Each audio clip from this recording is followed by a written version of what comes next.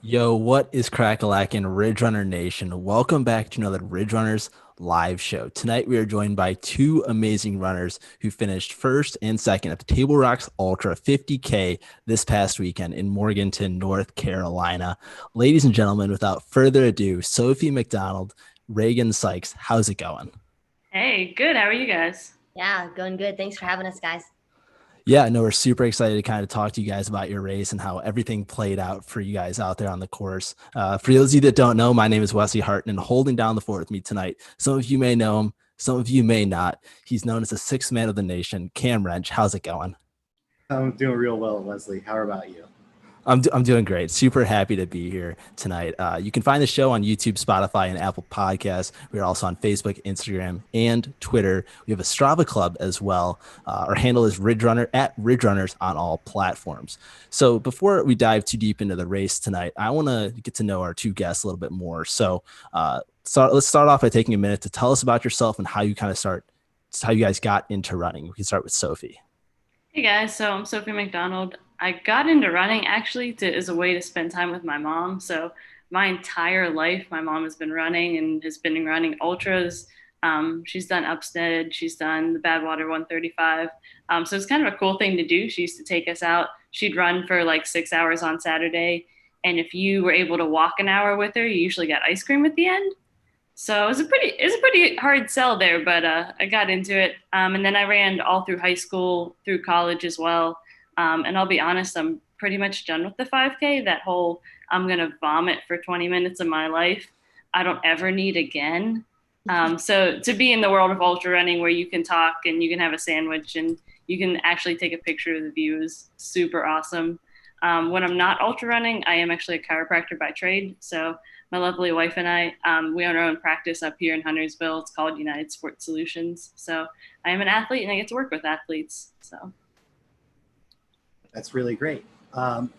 That's the kind of thing that like some people I don't think quite understand is that like a 5K, at least for me, I feel like I'm been eating pennies, right? Like for the last 5 minutes of the race, people think these ultras are like so hard when I get to eat actual food instead of just tasting like metal and blood the whole time. yeah, Regan, what about you? How did you Yeah, get started so running? yeah, so I only started running about 10 months ago. So beginning of this year. At the beginning of this year, I verbatim said the words, I've only run 4 miles consecutively, and I don't plan on ever running more than 4 miles. So I've been doing CrossFit for the past 4 or 5 years through school. I just played like softball and tennis and a little bit of cross country and track only for region and state. The coach at the school just kind of like forced me, and so then I've been doing CrossFit all through college. And so CrossFit's mantra is to be good at a lot of things, not great at one thing. So one day I was sitting thinking, kid you not, and I said, if I'm only doing CrossFit, then I'm really only going to be good at CrossFit. Like what if I need to, or what if I want to be able to go run more than 4 miles one day? And so I just kind of was like, I'm going to start running. And a friend of mine who's a 10-year ultra runner took me out to like a mountain biking trail, and we did 6 that day, and I was hooked. So that was in January, and then I ran my first half at that same course that I did my first ever trail run. And then, yeah, so Table Rock was only my first ever ultra, third race in the books. So besides running and CrossFit and a little bit of cycling, I work for Whoop, which is a fitness tracking device. And that's about it. I literally work out and work and eat in between. So That's awesome. Yeah, it's going to be super exciting to kind of see your journey as you continue to kind of like learn more about ultra running over the next coming years. And obviously, you had a super awesome performance that we'll dive into in a little bit. But let's start off with Sophie's race. So take us back to why you signed up for this race and kind of like what your training was like leading up to the race.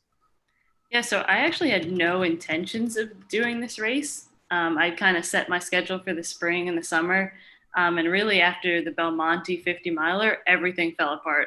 Every race I had planned was canceled or went virtual. So I was really just kind of looking to see what was still open, what I could race. And Table Rock was super interesting because there's some solid climbs and some technical trails. So I just signed up hoping that it would happen.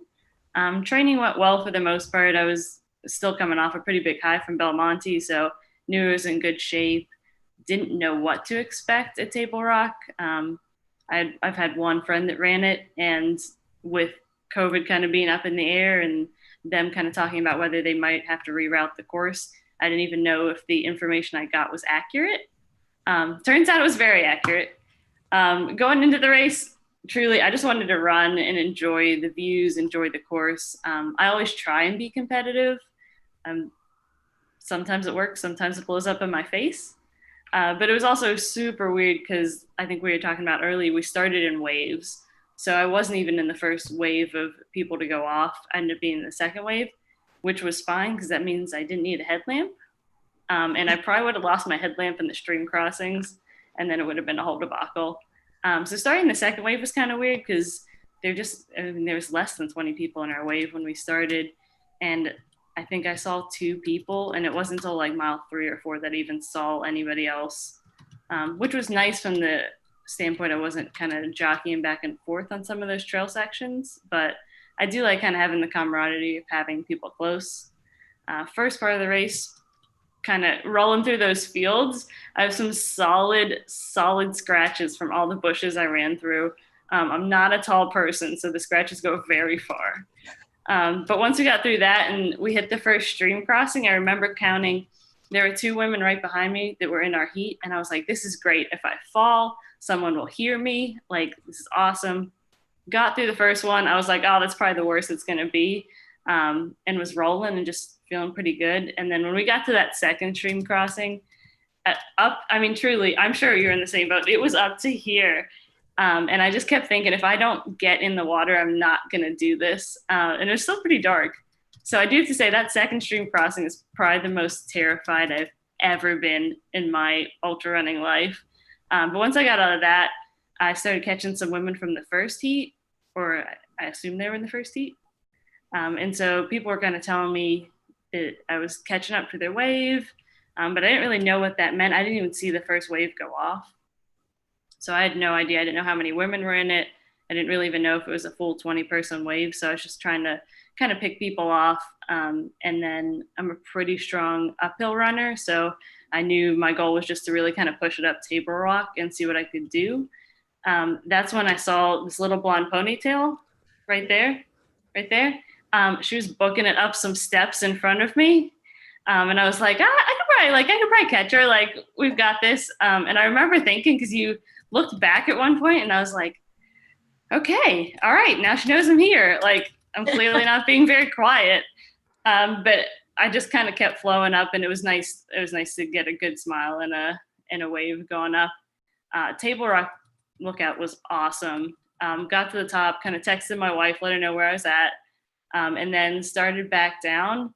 And Regan actually asked me on the way back down, like, do we make a right or a left at the aid station? And I was like,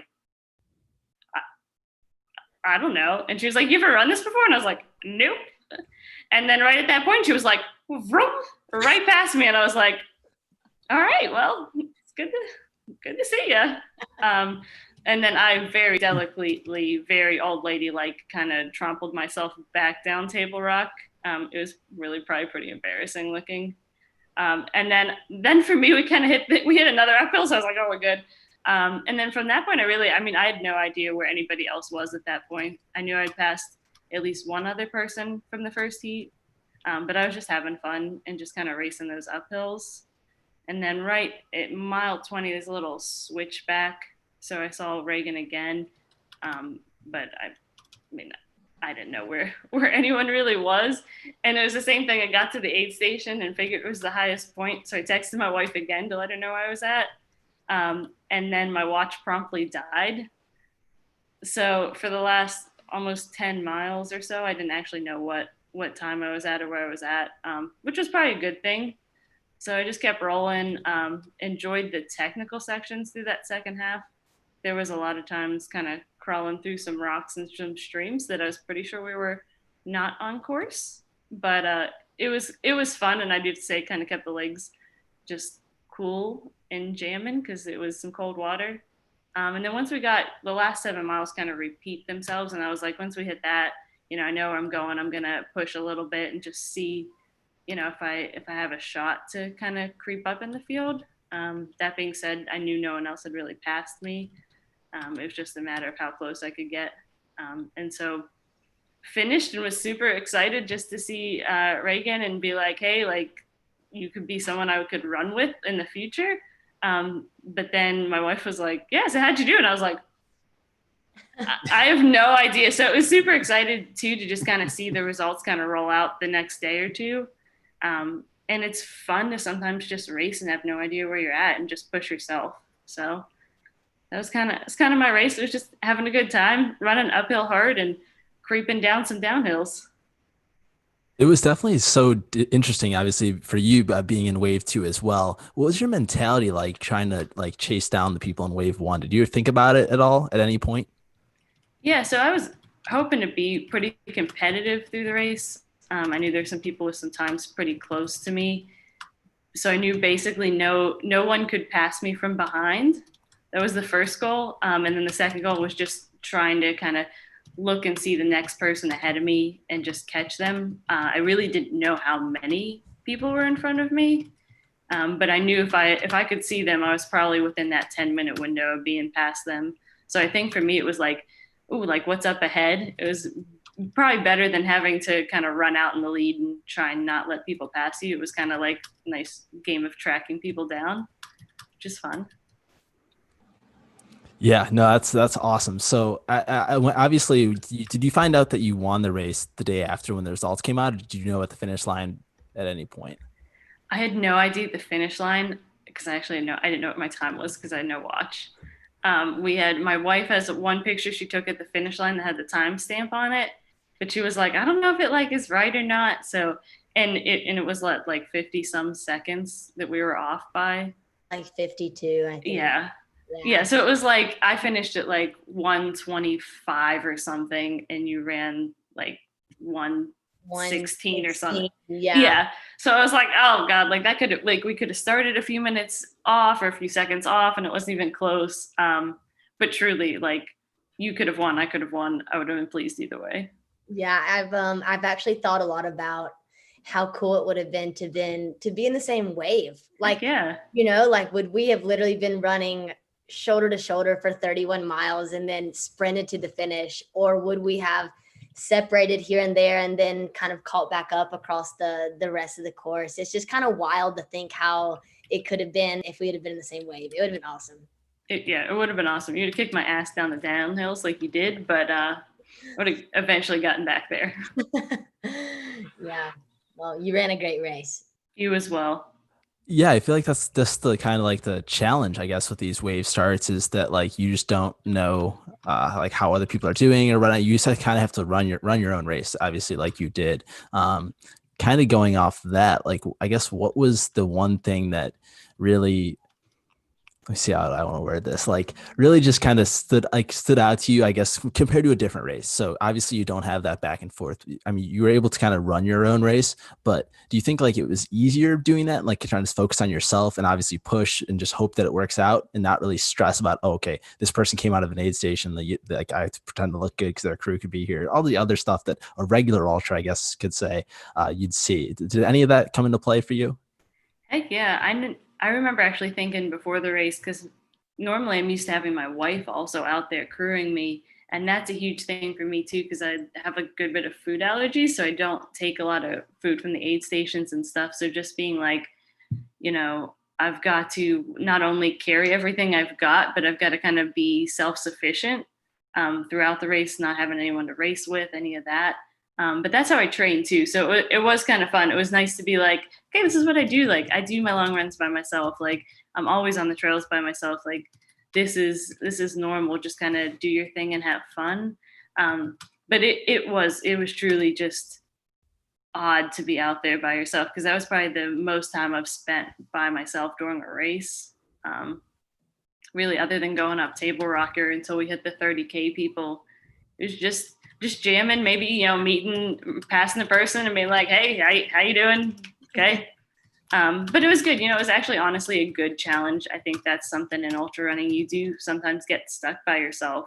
You're just in a weird spot. You have to make sure you're paying attention to course markers, making sure you are pushing yourself. So it was a good challenge. Awesome. Yeah, we're super pumped that obviously you decided to run the race after trying to look for it and whatnot. And we're super excited that you were able to take home the top spot there over 52 seconds. Regan, let's dive into your race now. Obviously, we're not going to get too excited because you're on here.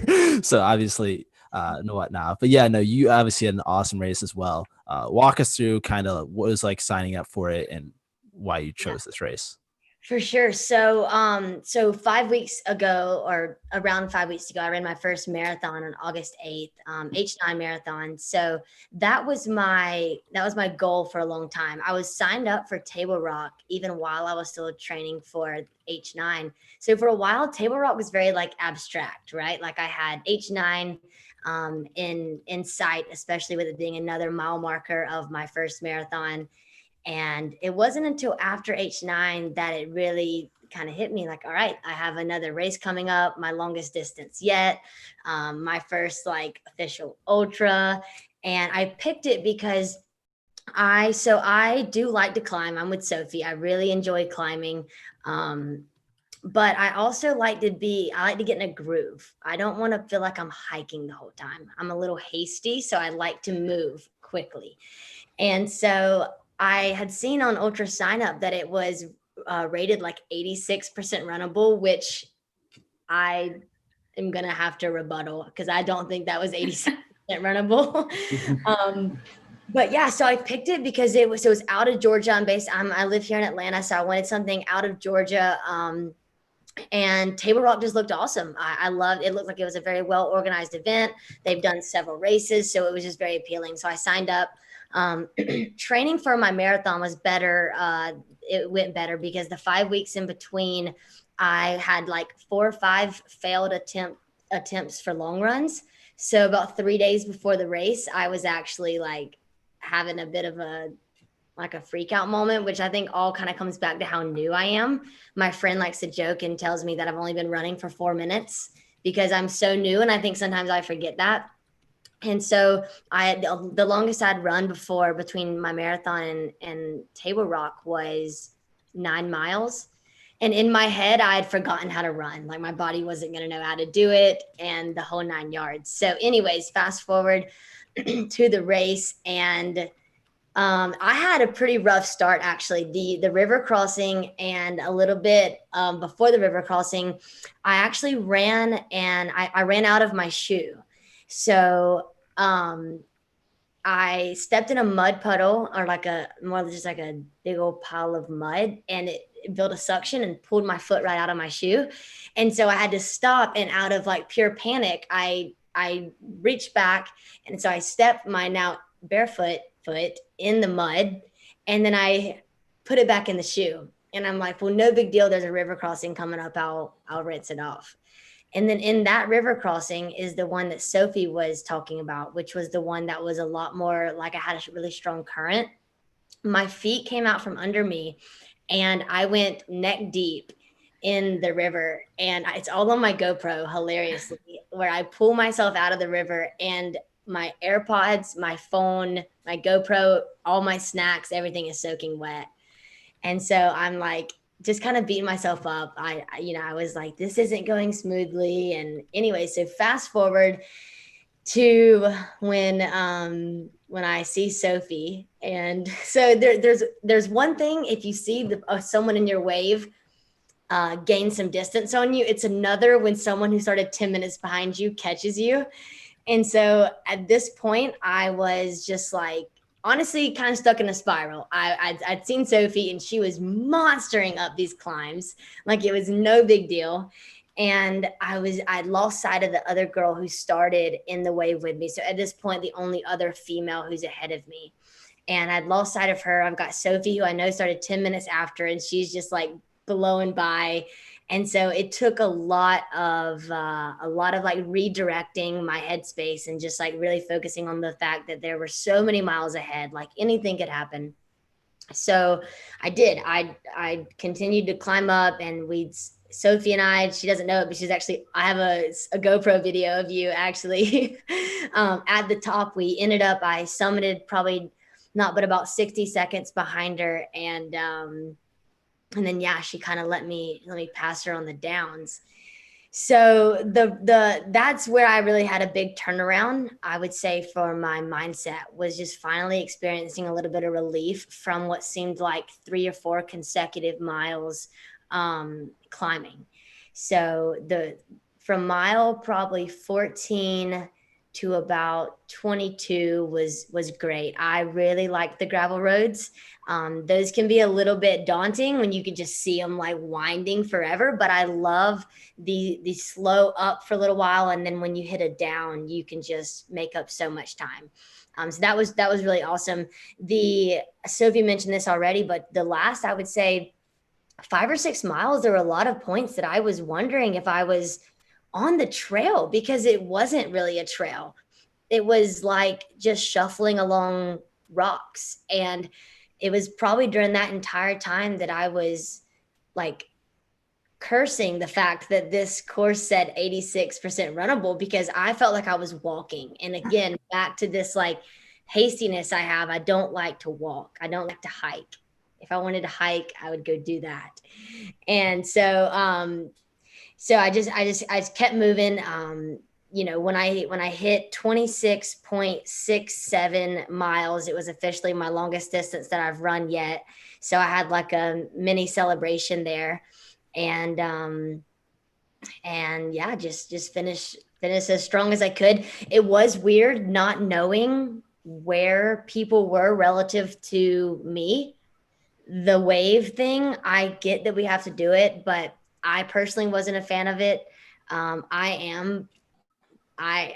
very competitive. So like, I know Sophie said that she likes to kind of go out and like do her thing, but I've tried to rid myself of it a little bit, but I'm so competitive. So like, not knowing where someone is relative to my place and my time was weird. It was weird. And lastly, I was number 1 bib only because I have 2 races on my record. And so when you run the whole race with aid station workers and other people like kind of like, clapping because you're number 1, or saying things at the top of Table Rock like, oh, that's a lot of pressure, that doesn't really help, because people think, oh, well, she's got the number 1 bib.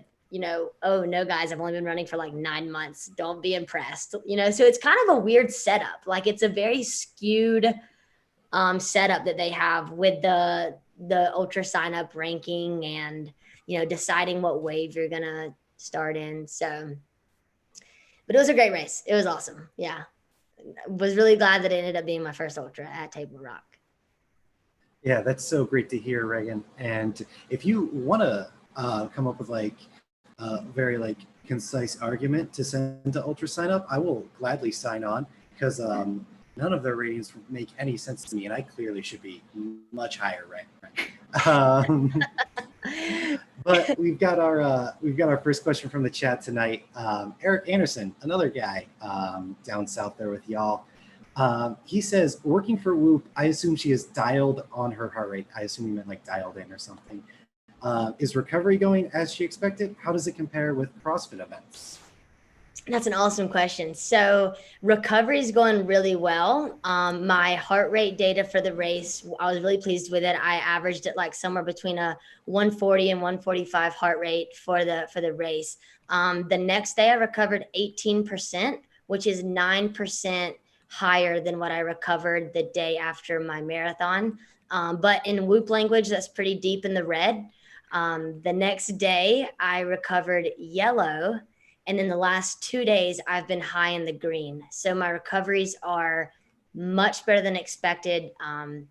The only downfall to seeing a green recovery 2 days after your first ultra is that you're led to believe that you can go conquer the world. And so then you show up at CrossFit at 6:30 in the morning to find out that your body's probably still doing a little bit of recovering from that many miles. So yeah, here it is. Got to rep it a little bit. Well, that's also great to hear that recovering is going well for you. So, keeping that in mind, you mentioned going to CrossFit a couple days after the race. What did your training sort of specifically look like? I'm curious, you had your first marathon 5 weeks before, and did you mention that you had only done like a 9-mile run beforehand was your longest run? Were you still going to CrossFit? Were you running in your neighborhood? Were you running on trails? What was sort of like your general training like? Yeah, so the 9-mile run, I probably should have made it a little clearer. So the 9-mile run was my longest one between the marathon and Table Rock, but that wasn't purposeful. I actually went to Table Rock 2 weekends before the race because I wanted to run up there. And without boring you with a horrible story, I was unsuccessful. I just take my word for it. I didn't get to run, and so I had literally, I think it totaled up to 4 weekends when you take away taper, 4 weekends to get like at least a longish run in. So like 15 to 16. And I was never able to, mainly because I didn't rest well enough after the marathon. And so for 2 weeks, I was struggling to run a little bit. So the way my training goes is I do CrossFit typically 3 to 4 times a week, but I try not to go any more than 4 times. And then I run like 3 times a week. Again, still learning, but I think I'm more of a low mileage runner. So I do like a couple runs, weekday runs, maybe around like as short as like 3 to 6 miles. And then on the weekend, I'll go out and do somewhere between like 15 and 22.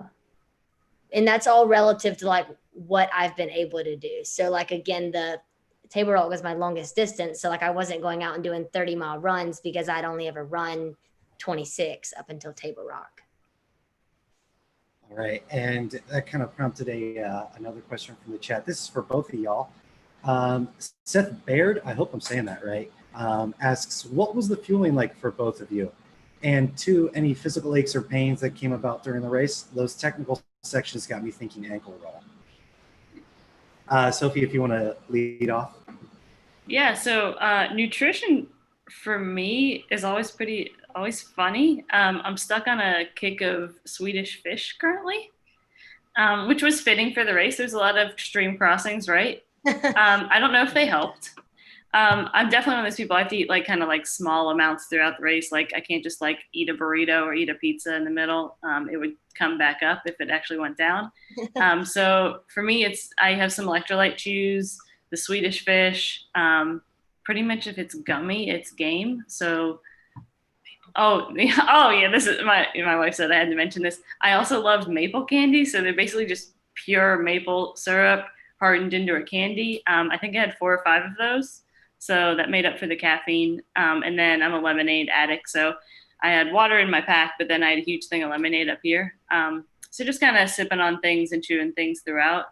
As far as aches and pains during, other than scraping my leg up in the first couple of miles, which it's still catching on my dress pants every time I'm at work, I was really fine. The water, I think just the water being really cold at the streams made my legs pretty much numb throughout everything else. And I went into the race being pretty injury free, which was awesome. So really, really felt okay. Had to nurse back some of the cuts and stuff, but that was about it for me.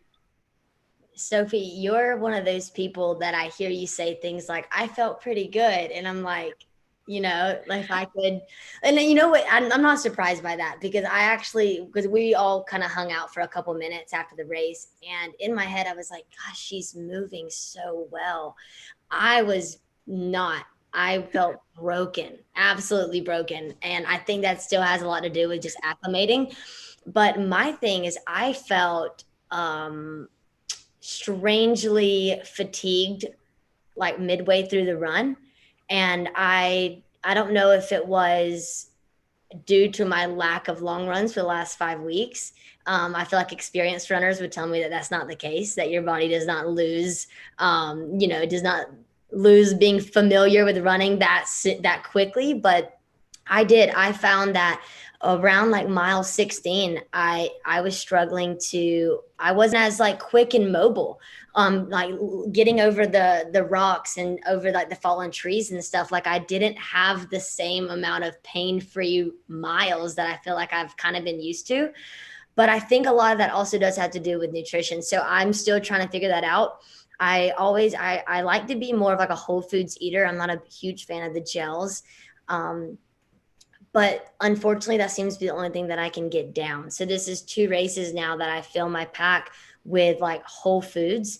And by mile 5, I can't even fathom the idea of chewing. It just doesn't sit well. It's not appetizing. And so I relied on like a few gels, but I don't pick up anything from the aid stations. And then I had Gatorade. So very underfueled. So I have to work on that. Yeah. Trust me, it does get easier, and you will go in waves with your nutrition. Like, I will swear I have figured it out, and then I'll hit a race and not want anything and everything sucks, and then you find a new thing. I'll get you some maple chews. It really is the key to life. It is just straight sugar. Yeah, no, I'm interested in that for sure. Yeah. I tried to do, you mentioned Swedish fish. I tried to do the watermelon sour patches. Oh yeah, yeah. Because on all of my training runs, I can put those down fine. But I think what it is exerting so much just messes up, like, it's not digestion. It's more of, I can't picture chewing it. And so then I can't get it in my mouth. So I don't know. So then I just result to the gels and the liquid calories, basically. Nothing wrong with liquid calories. You gotta do what you gotta do. Trust me. Yeah. So obviously, Regan, it being your first ultra, you probably learned a ton out there. What was one thing that you kind of going to take away from this race, being like, wow, okay, next time I do my first ultra, like I'm going to do this better? What's the biggest takeaway going out of your first ultra? Biggest takeaway is I need to start the race how I will expect to be running about 10 miles later. So, and I make, it's such a rookie mistake. I still do it. On my training runs, I still do it. And so what I need to do is, I think some of my middle miles, I was running like 10, like somewhere between 10 and a half and 11 and a half miles. And whereas my beginning miles were like 9s, some of them sub 9s. And so I don't know how Sophie felt about this, but the field wasn't as easy to run in as I think people would assume. It had been recently mowed, and so it was like wet, tall, like clumpy grass. And so I felt like I was doing more high knees than I was running forward. And so I was like using a lot of energy, and I still attribute a lot of the way that I felt halfway through the race to how I performed in the beginning. So if I would learn to pull back and run in the beginning more like how I will expect to towards the middle to the last half of the race, then it could be a completely different outcome or experience. So. Yeah. All right. And so kind of keeping with that like train of thought, I already feel like I'm seeing a little bit of like a mentorship thing happen here. Sophie, what would be your biggest piece of advice is somebody who just ran their first ultra and had a really great performance and wants to keep getting better at this sport? Oh my gosh, she could teach me a few things. If you would have watched her run down Table Rock, honestly, you were an incredible athlete, and it was awesome to run with you. It would be cool to run with you more, for sure, not just chase you from behind. Don't beat yourself up about the long run stuff. I'm kind of in the same boat as you. I do really low mileage. I get that question a lot. People will see my Strava and stuff, and it'll be like, oh, you ran 40 miles this week. That's it. Rock it. If you're low mileage, just own it. I CrossFit as well. Like, it's a great turnover, CrossFit and running. So just do what works for you. And as far as pacing, I think definitely coming from the backside of running cross country and track, like, you're out of those gates hot, like you're going to mow it down and you definitely pay for it later. But that being said, like, I kind of approach things effort based. So those first couple of miles through the grass, I was moving pretty good. And then when we hit some of those technical stuff, I was just power hiking like it was nobody's business. And then, like you said, really, like, once we hit that gravel, just kind of open it up and let your legs feel good. Just trust your body. It does actually know what it's doing. Sometimes trust the body more than the mind, though. Yeah. Okay.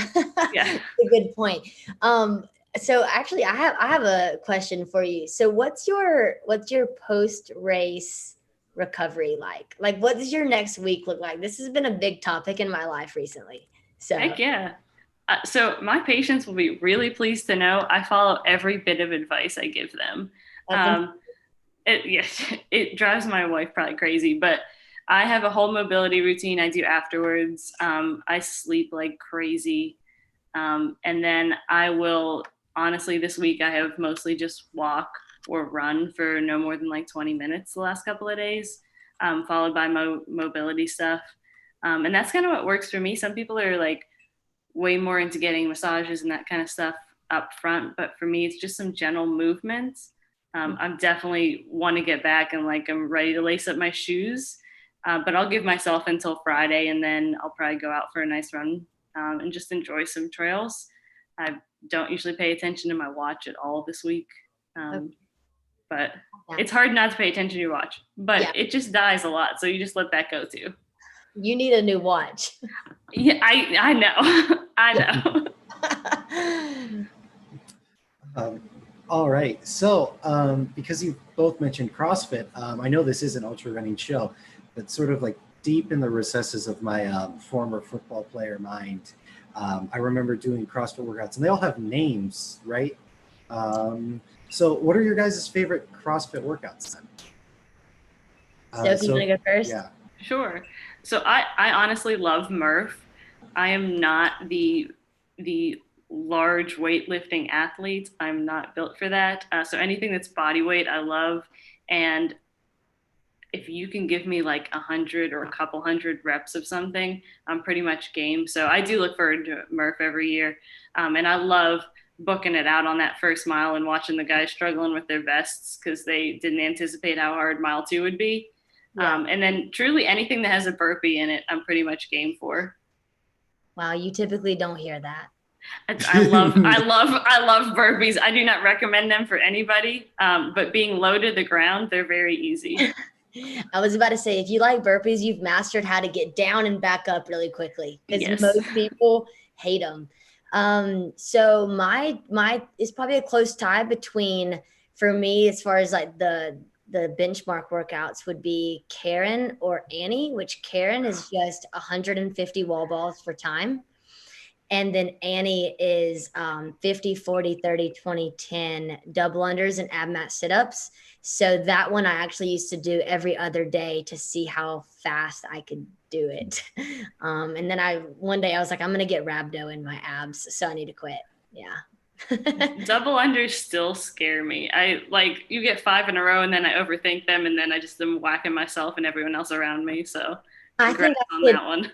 I think if someone said, hey, do double unders all day, I would do it with a smile on my face. I love them. That's how I feel about burpees, if we're just being fair enough.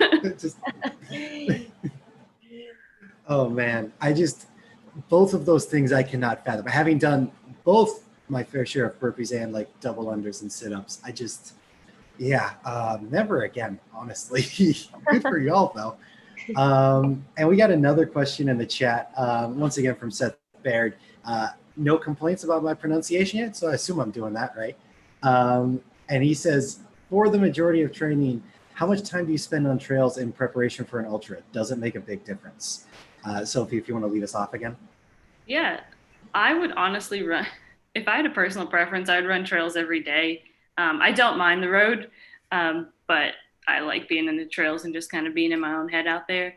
I probably run trails 2 days a week. So one time during the week, whether it's just like a easy 4 to 5 miles. And then I either try to do my moderate distance run or my long run on trails.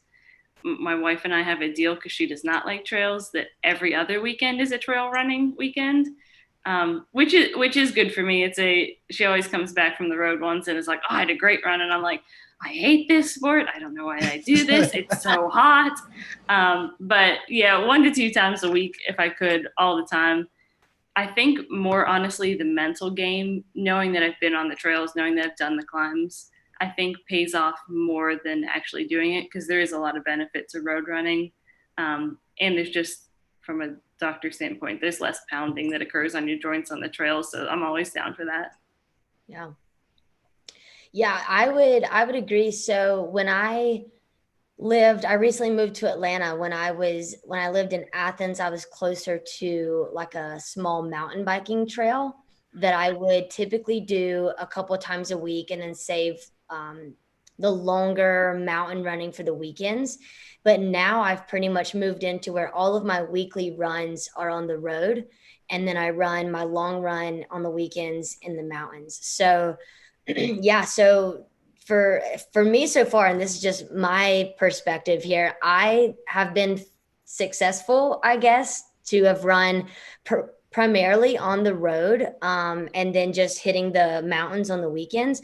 But I agree with Sophie that it's not so much about there's definitely something to be said about training different physically on the trails versus on the road, but I think it's very mental. I think oftentimes we need that mental reminder of, oh, this is what it feels like to run up, and down versus just the consistency of being on the road.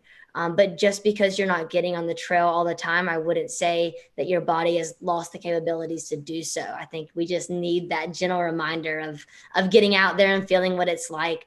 But I would prefer the trail. Obviously, I like the views too. Just kind of getting in your head and enjoying it out there, but it's not quite convenient. So a lot of road miles. All right. And sort of, we've moved on a little bit directly from the Table Rock race. And if y'all don't know yet, we haven't mentioned it before in previous shows, is we send our guests Google Docs prior to the show. And one of the questions that we ask in that Google Doc is there anything you want us to ask you about? And Sophie's already gotten to a couple of the things, but I want to hit the other two that she asked for real quick. And I'm going to lead off with, how did you meet your wife? Yes, so this is a fabulous story. My wife tells it better, so please ask for that version sometime.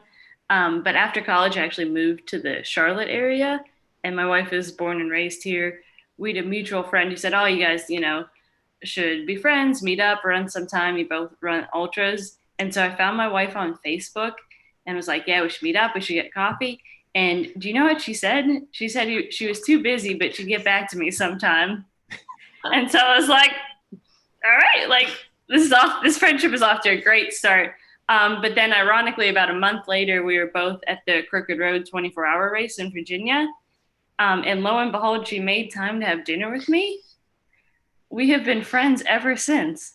And to her credit, also during that, I was getting a little loopy at the end, and she started walking with me. And the only thing I can remember is telling her how funny she was. I just kept saying, "You are the funniest person. You are so funny." And we have been friends ever since then, and then obviously went on to date and get married. But I love her to death, and I will never let her down for blowing me off the first time. But our story is kind of wrapped around running and ultra running and everything related to it. And I mean, she's the reason that I can get out and have the time to do all of that. So I always appreciate that. Super cool. Yeah, that's so great to hear, Sophie. And don't worry, Regan, we don't want to leave you out of this part, right? You didn't mention having a wife for us to ask you about, but I figured an interesting question would be to ask you, how did you start working at Whoop? How did I start working at Whoop? So I just graduated college this past May, and it was a weird time to graduate. No graduation ceremony, a lot of people losing their jobs instead of getting jobs. Thankfully, Whoop was kind of doing the opposite as far as growing in business, as people were becoming more involved in the fitness world, and then along with a lot of correlation with COVID actually now, because Whoop measures respiratory measurements, the business grew hugely. And so they were actually doing a lot of hiring. So as someone who has had a Whoop for 2 years, I thought, what better job to have than a company that I like kind of have been living by for 2 years. As far as the data, I am insanely obsessed with the data. And so I applied, and it was the fastest process ever. I had an interview and then a video interview, and then like the next day, they had told me I would know the next day, and within a couple minutes they called me back and said, we're going to have you on. So yeah, now I've been working for Whoop since June. So not super long, but it's been great company. You kind of talked about it in your recovery process a little earlier, but for those of you that don't know, like kind of talk about what the watch does or the fitness tracker does and like kind of like what the benefits are for ultra runners to kind of get one. Cause I've kind of thinking about it. I have a couple of friends that have them and they absolutely love them. They've been trying to sell me on the idea, but I just want to hear directly from the source what's it all about. For sure. So I think endurance athletes specifically can benefit from Whoop. People in general, whether you're an Olympic weightlifter, you're an endurance athlete or CrossFit athlete, I definitely think everyone can. But because it's gathering data specifically from your heart, right? It's definitely going to be a huge tool for endurance athletes. So it measures recovery, strain, and sleep.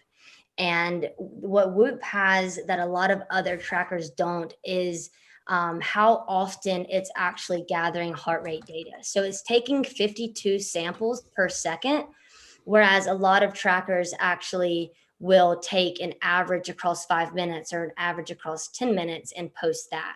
So we have a sample data that is a lot larger than other trackers.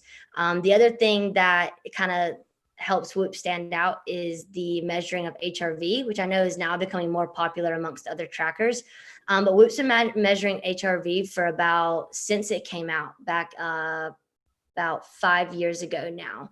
So HRV and respiratory rates and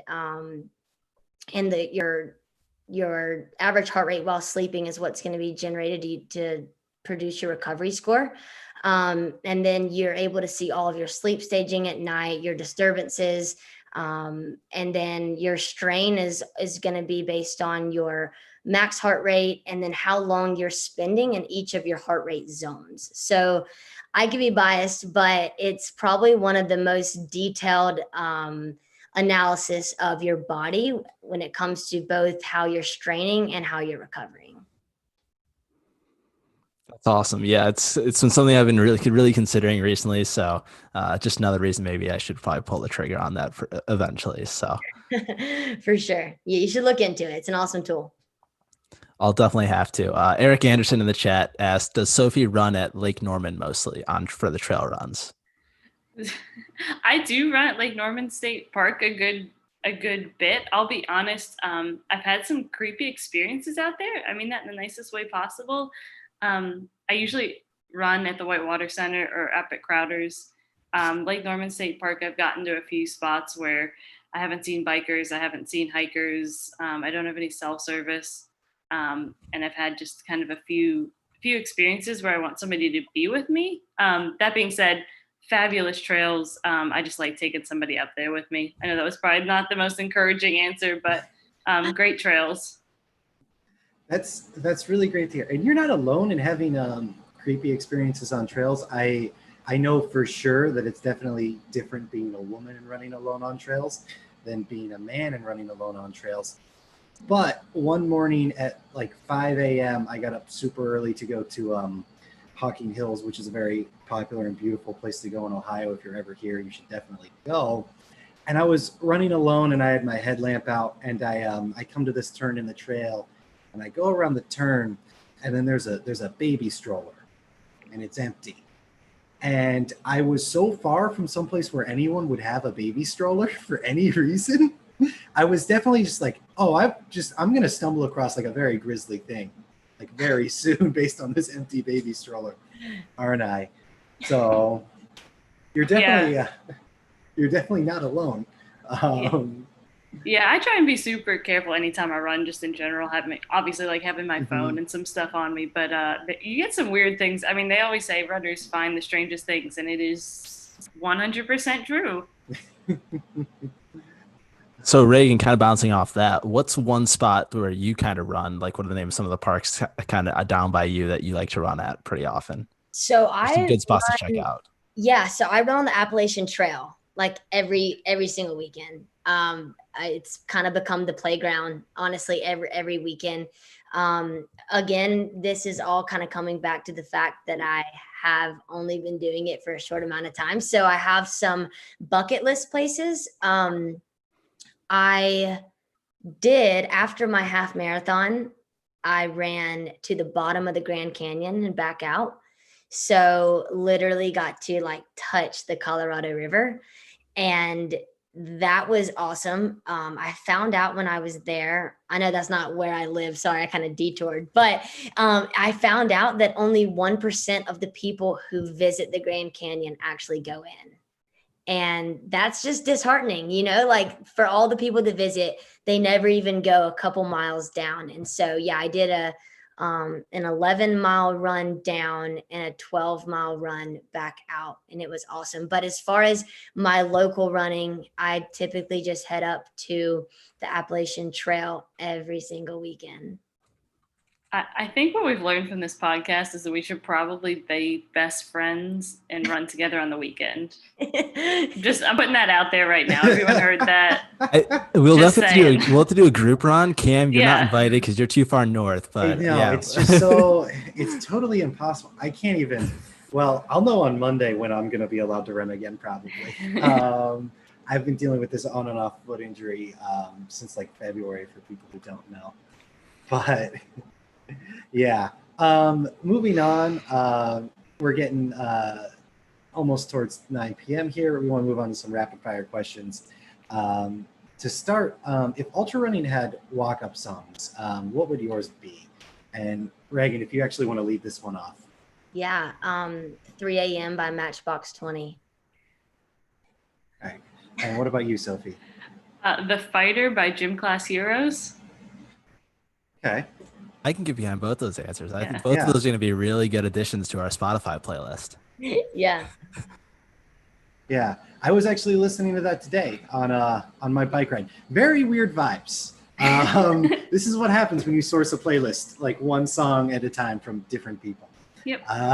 But I still really like it nonetheless. And so we already covered this a little bit, and maybe y'all can go a little further into detail here if you want. But what's the one thing you can't leave an aid station without?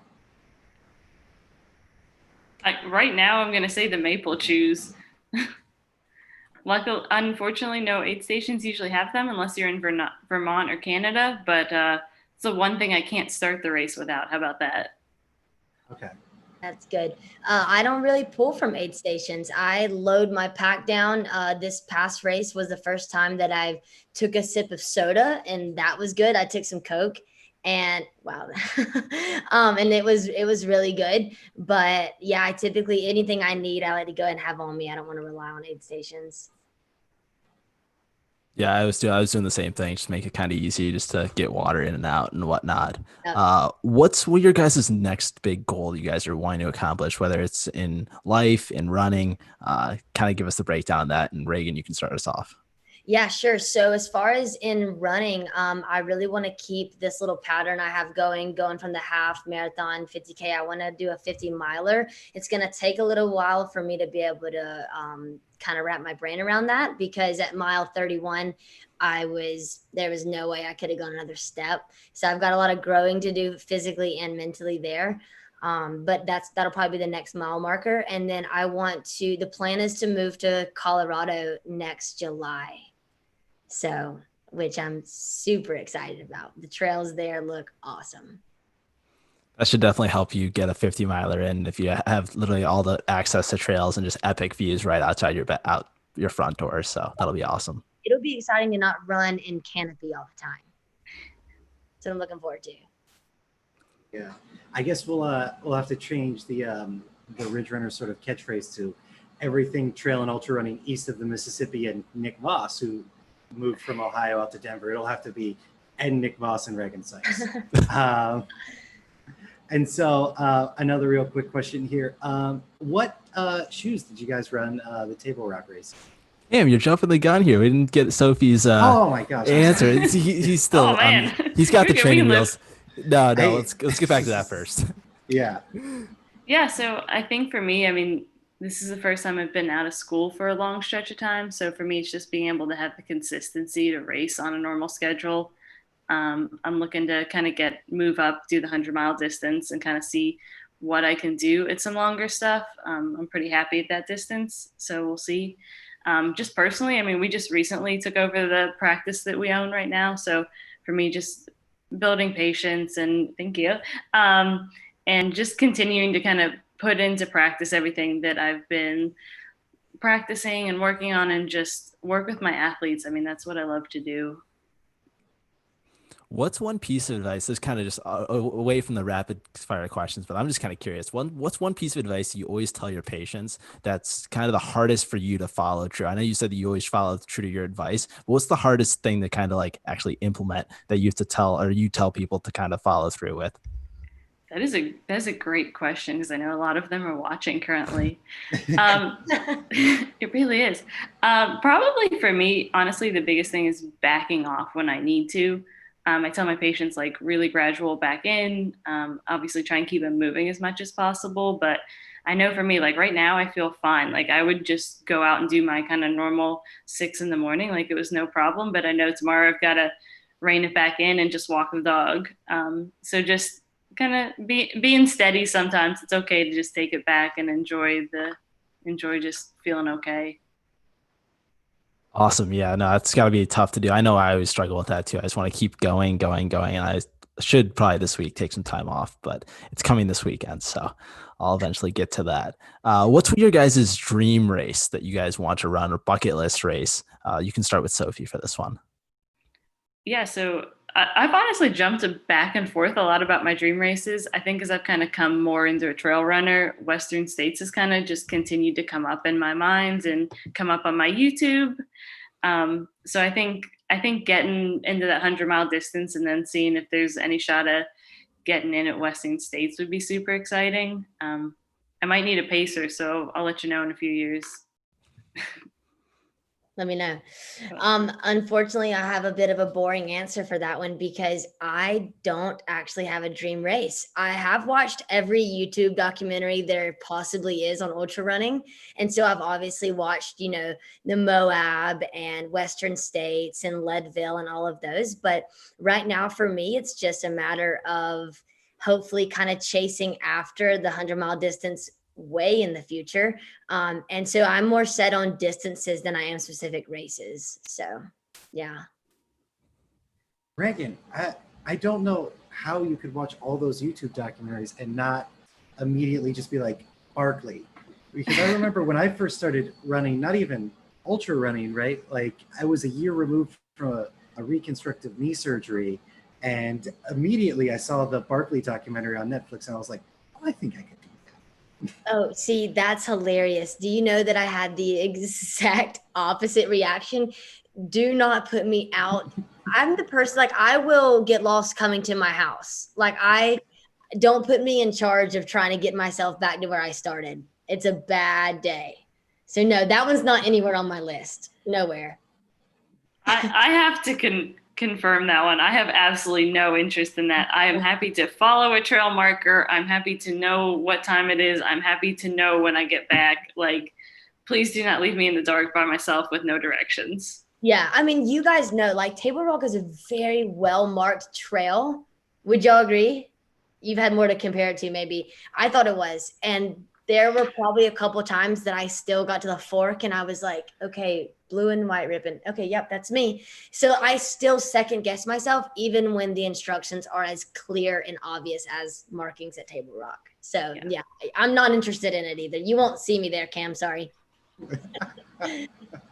If you're a race director, you're just gonna have to kind of keep shooting Regan like emails or just social blasts or whatnot. Try to convince her to run one of your races, because none of the ones she's watched on YouTube or race videos are good enough yet. So we'll have to find your dream race for you. Okay. But yeah, that Table Rock, I mean, it was marked every quarter mile and whatnot. Yeah. There was a couple of points where I even was like, okay, I just gotta trust the course. I gotta trust that I'm going the right way. Cause like, it's like there's a marker every 100 feet, it felt like. But it was great. Yeah. Yeah. It's definitely, you just get kind of turned around, and it's always tough, especially in the longer stuff. So excited to kind of see you continue to improve at the distance and continue crushing those goals and whatnot. So if you have any final questions in the chat, we'll get to those real quick. But the one final question that we have for you guys is, if you could run with one person in the history of the world and say that they could keep pace with you and you guys could run any distance, who would you run with and where would it be? And Sophie, we can start with you. Wow. That's a great question, actually. I have always wanted to meet Paula Radcliffe. I realize she's still alive, but love Paula Radcliffe. I've probably read her book like 6 or 7 times. She could definitely still at this point kick my butt on some roads. So I would definitely take her to some trails. I would happily run up Table Rock with Paula Radcliffe. And probably her kid and her husband and everyone in that entire family would beat me, but it would be awesome just to talk to her. And she has done a lot for the sport, just women in general. So it'd be interesting to run with her. That's awesome. What about you, Reagan? I would run with Courtney DeWalter. Yeah, my friends and family joke about how many times I've watched the documentary The Source. Ever since I started watching them all, I think she's just an incredible athlete. It blows my mind that she races against obviously males and females and consistently blows the guys out of the water. Like that's just, she's got it figured out. And I love that her story, begins with her first 100 attempt. She failed. She, dropped like halfway through it. And it wasn't just like, they talk about how it wasn't something that was just a supernatural gift. She had to work for it. And I just think that's awesome. So, yeah. That's really great to hear. I think you picked the right reason to look up to Courtney DeWalter, because mostly I'm looking up to her because it's like, wow, she eats like so many nachos. And, like that's all she talks about, like nachos and beer. I'm here, right? But yeah. With that said, we want to thank Sophie and Regan so much for coming on the show tonight. It was so great to have them as guests. For our listeners who want to follow you guys on social media, where can they find you? Yeah, so you can find me on Instagram. It's Dr. Sophie Mac, so it's Dr. Sophie MC. You can always find me. Send me a message if you want to know anything. We usually do some pretty interesting stuff on there too. So awesome. For me on Instagram, it's just going to be at Regan Sikes, REGANSIKES. All right. And then do either of y'all have any sponsor plugs to throw out there? I know we've already talked about Whoop, it seems like, Regan. Definitely go check out Whoop. I was actually just added to the ambassador list for Coros, which is the GPS watch that I use. Yeah, I've been talking to Sophie about it because her watch failed her halfway through that race. The battery life while running GPS for the Coros is about 72 hours, which is super reliable. Love the platform. So yeah, if you're interested, you can always shoot me a message on Instagram and I will give you a code. Help you out a little bit. All right. And then you, Sophie, do you have anything? Yeah, shout out to Newton Running. I've been running in their shoes and they've been nice enough to sponsor me and make me supplied with shoes, which is probably a bad habit for the last 6 years. So thank you to them. They're probably the most reliable shoe I've ever had. Also not sponsored by them, but Naked Innovations make the best, hands down, hydration pack in the world. Make me an ambassador, make me an athlete. I will shout your name from the everywhere, truly. Best pack ever had, fits like a sports bra. Yeah, I already ordered mine, Sophie. I saw yours and it's in the mail actually. Heck yeah. Yeah. Oh man, that's so great. And then Sophie, one final thing. What's the name of your practice there? If anybody's in the area and would like to stop and get some help. Heck yeah. So you can find us, we're United Sports Solutions. You can find us, that's our name on Instagram, that's our name on Facebook. We treat primarily athletes, but really anyone looking to get active or stay active. We have chiropractic. I do gait analysis. I do all the rehab to get you back running strong. And then we have an incredible massage therapist who is probably the most perceptive massage therapist I've ever worked with. It's a great team, and you get to come hang out with us. All right. I may have to take you up on that offer, although it seems like it'd be quite a commute for me to get down there. We'll figure it out. All right. Well, once again, thank you all so much for coming out tonight. For everybody listening there, thank you so much for tuning in. If you're listening to this later on the podcast, we still love you too, but definitely tune in for one of the live shows. It's like such a great environment. You can drop some questions that you have for our guests. We love to sort of engage with people that way. But anyways, we will see y'all soon. All right. Bye.